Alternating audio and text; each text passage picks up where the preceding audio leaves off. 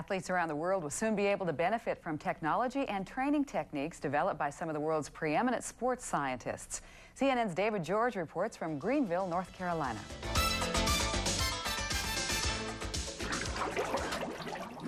Dunking, pinching, bleeding, sweating. That's what the International Human Performance Center will offer the world's best athletes if they make the trek to Greenville, North Carolina. Located on the campus of East Carolina University, the center aims to become the best place in the world for assessing an athlete's performance and potential. So we expect that the athlete will be able to take out of here better training methods, better understanding of their own physiology and their own strengths and weaknesses, and thus apply that knowledge, given the help of a coach or a trainer, to improve their times and their performances in their sport. The Human Performance Center is the brainchild of the highly respected, oft-honored Dr. LeRoy Walker, President Emeritus of the U.S. Olympic Committee.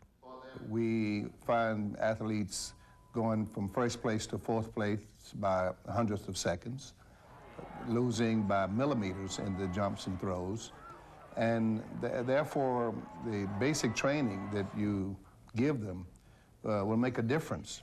Okay, now this time, inhale, and I want you to blow out all your air. And it will be basic training, not long-term training, that's offered at the Human Performance Center. In the past, many athletes from abroad turned a U.S. training visit into a permanent stay. It's usually they wind up in this country. They go to a university somewhere and they're on the swimming team or the track team. They learn to like this country a lot. They pick some critical profession, nursing perhaps, and they stay here. They never take it back home again. Taking it back home is what the International Human Performance Center is all about.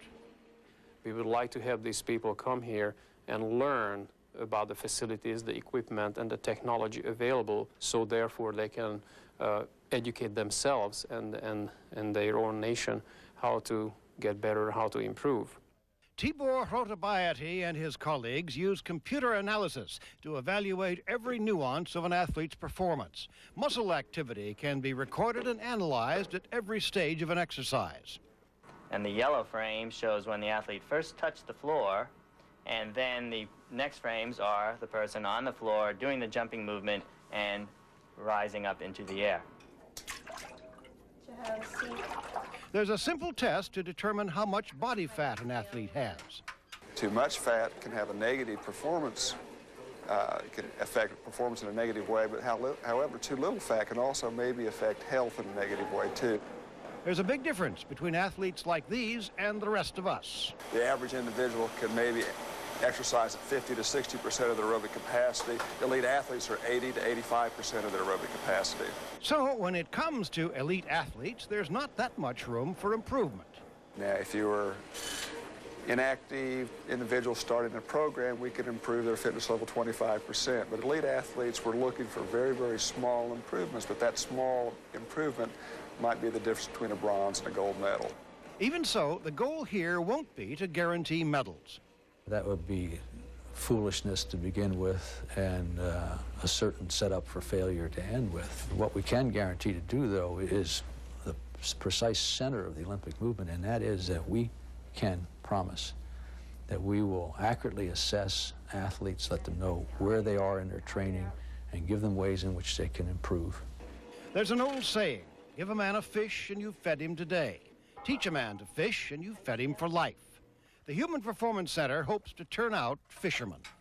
So that when they go back home, the program doesn't end. They can continue that program, and then later on we'll bring them back for future tests to see if indeed that teaching to fish has worked, if not to correct it so that they will be doing what's proper when they go back into their countries. Eventually, backers of the Human Performance Center say they hope to see similar centers on all 5 continents. In Greenville, North Carolina, David George, CNN Future Watch. Tomorrow Today appears on CNN's Future Watch and Science and Technology Week. Brought to you by IBM, solutions for a small planet.